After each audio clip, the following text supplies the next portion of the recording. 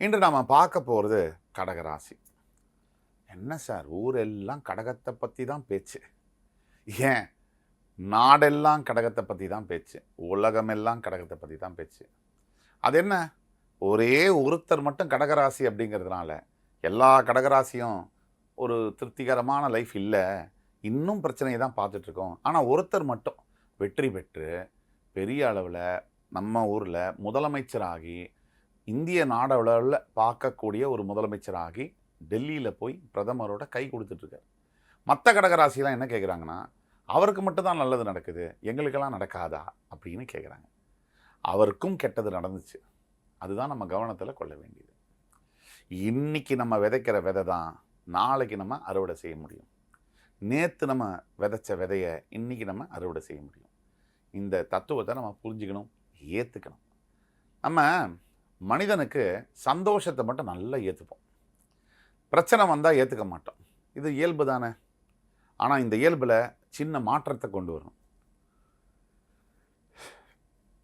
ஏன்னா இப்போ விஜய் சாரை பற்றி பேசும்போது முக்கியமாக அவர் நெத்தியில் வைக்கக்கூடிய கருப்பு பொட்டு, அதை பற்றி பிரபலமாக எல்லாரும் பேச தொடங்கியாச்சு.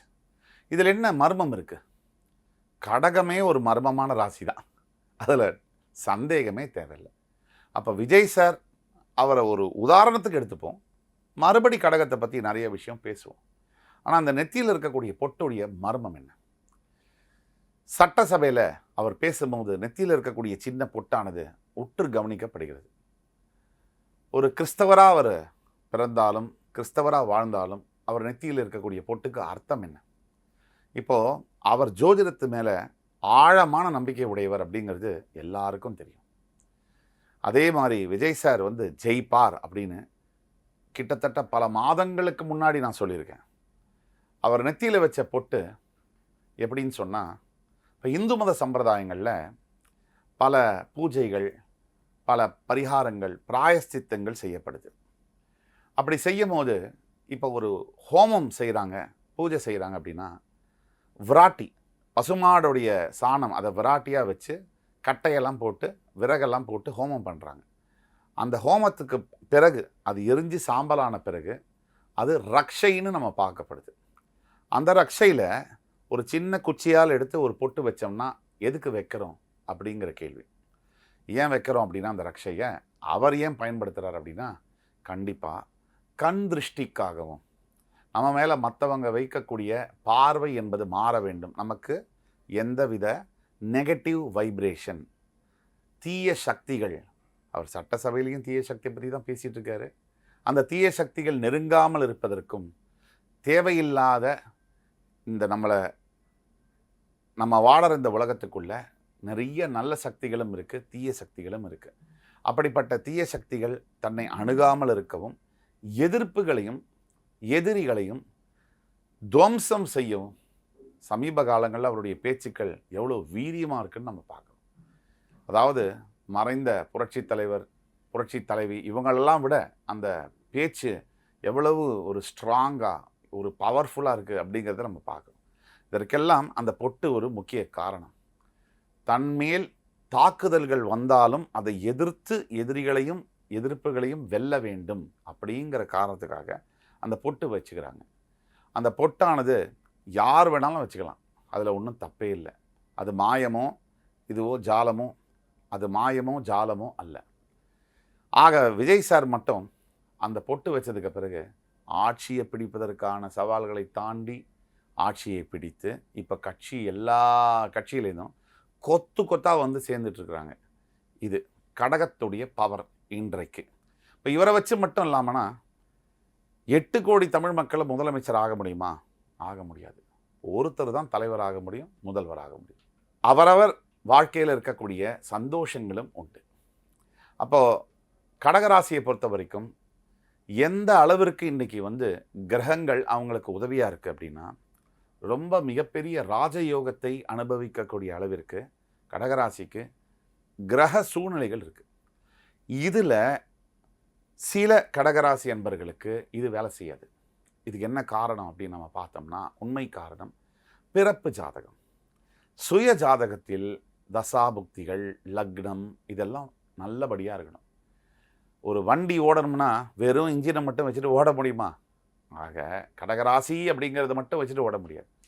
அந்த இன்ஜின் மாதிரி 4 டயர் வேணும், கார்பரேட்டர் வேணும், ஸ்பார்க் பிளக் வேணும். இப்படி எல்லாம் நிறைய பொருள்கள் சேர்ந்தால் தான் அந்த வண்டி என்பது ஓட முடியும். அப்படி தான் ராசி ஜோதிடத்துலேயும் கூட வெறும் அந்த ராசியை மட்டும் வச்சுட்டே பல பேருக்கு கேள்விகள் லட்சக்கணக்கில், பல பேருக்கு கேள்விகள் லட்சக்கணக்கில். நான் இந்த ராசி சார், நான் நல்லா இருக்க மாட்டேனா? இப்போ பிரதம மந்திரி கூட தான் விருச்சிக ராசி. அதனால் விருச்சிகத்தில் இருக்கக்கூடிய எல்லோருக்கும் அதே மாதிரி அது வேலை செய்யாது. வெறும் இன்ஜினை மட்டும் வச்சுருந்தா வேலை செய்யாது. அப்படி மக்கள் பார்த்துட்ருக்காங்க. இன்றைக்கி கடகராசிக்காரர்கள் இந்த தொலைக்காட்சியை பார்த்துட்ருக்காங்க. என்ன விஷயம்னா, ஏக்கம் மனசில் அவ்வளவு பாரம், இந்த அஷ்டம சனியுடைய தாக்கம், மிக பெரிய அளவில் தோல்விகள், இழப்புகள், உயிரை மட்டும் ஏந்திக்கிட்டு வாழக்கூடிய கடகராசி என்பவர்களுக்கு பெரிய நற்செய்தி ஒன்று காத்துட்ருக்கு. என்னது அது? இப்போ வரக்கூடிய 3 முதல் 6 மாதங்களுக்குள்ளாலவே கடகராசி என்பவர்கள் கடவுளால் பெரிய அளவிற்கு ஏற்றங்களை பெறுவார்கள். இப்போ உள்ள கிரகங்கள் அத்தனையும் அதை தான் பேசுது. உங்கள் ராசியில் உச்சம் பெறுறார் குரு.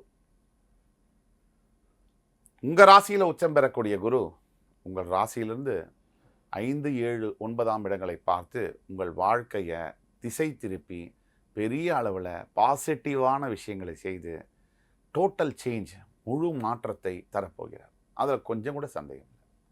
தனிப்பட்ட பிறப்பு ஜாதகம், உங்களுடைய ஜாதகம் ஓரளவிற்கு நல்லா இருந்தால் கூட நான் சொல்லக்கூடியது அப்படியே நடக்கும். கடகராசி என்பர்கள் காலத்தால் அழியாத புகழ்களை பெறப்போகிறீர்கள். உங்களுடைய எண்ணத்திற்கேற்ப, உங்களுடைய ஆசைகளுக்கேற்ப, உங்களுடைய லட்சியங்களுக்கேற்ப உங்களுடைய வாழ்க்கையில் பெரிய மாற்றங்கள் வரத்தான் போகுது. நம்ம நிறைய தோற்ற உடனே மனசில் ஒரு விரக்தி ஒன்று இருக்கும். அந்த விரக்தி காரணமாக நம்ம கொஞ்சம் பயப்படுவோம். புதுசாக எதையோ முயற்சி பண்ணதுக்கோ, ஒரு ஸ்டெப் எடுத்து வைக்கிறதுக்கு கூட நம்ம பயப்படுவோம். ஆனால் கடகம், இன்றைக்கி நான் சொல்கிறேன், அந்த பயம் உங்களுக்கு தேவையே இல்லை.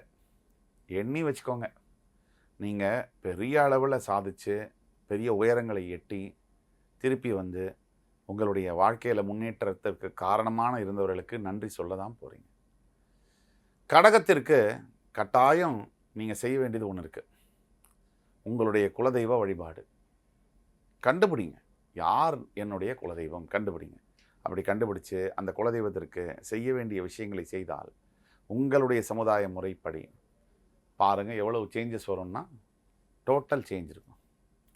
தவிர இன்னும் 3 மாதத்துக்குள்ளார உங்களுடைய வேலைகளில் பெரிய மாற்றங்கள் நடக்கப் போகுது. அதே மாதிரி திருமண வாழ்க்கையில் பிரிவில் இருக்கக்கூடிய கணவன் மனைவிகள் ஒன்றாவே சேர போகிறீங்க. குழந்தைகளோட அற்புதமாக மறுபடி வாழ போகிறீங்க. தவிர உங்களுடைய ஆரோக்கியம் சம்பந்தப்பட்ட பிரச்சனைகள் கண்ணு கெட்டாமல் தூரத்துக்கு போகுது. நீங்கள் கடன் தொல்லையில் அவஸ்தைப்பட்டுருக்கீங்க அப்படின்னாலும் உங்களுடைய கடன் தொல்லைகள்லாம் மாயமாக மறையும். இதில் கொஞ்சம் கூட சந்தேகம் தேவையில்லை. இதுக்கு பல உதாரணங்கள் டெக்னிக்கலாக சொல்ல முடியும். ஒரே ஒரு உதாரணம், போன வருஷம் உங்களுக்கு தெரிஞ்ச அதே விஜய் சாரை தான் சொல்லணும். இந்த கரூரில் நடந்த சம்பவத்திலேருந்து மீண்டு வந்து இவரெல்லாம் ஜெயிப்பாராங்கிற இடத்துல 108 சீட்டு ஜெயிச்சு இன்றைக்கி மொத்த தமிழ்நாட்டுடைய அரசாங்கமும், நீங்கள் எந்த அரசாங்கத்துறையில் போனாலும் மாற்றங்கள் இருக்குது. உங்களுக்கு தெரிஞ்ச, உங்களுக்கு பக்கத்தில் இருக்கக்கூடிய நண்பர்கள்லையோ சொந்தக்காரங்களையோ இல்லை உங்கள் வாழ்க்கையிலையோ மாற்றங்கள் இருந்ததுன்னா எங்கள்கிட்ட சொல்லுங்கள். நம்ம எல்லாருக்கும் தெரிஞ்ச உதாரணத்தை பதிவிடுறோம். கடகம், கடவுள் உங்கள் பக்கம்.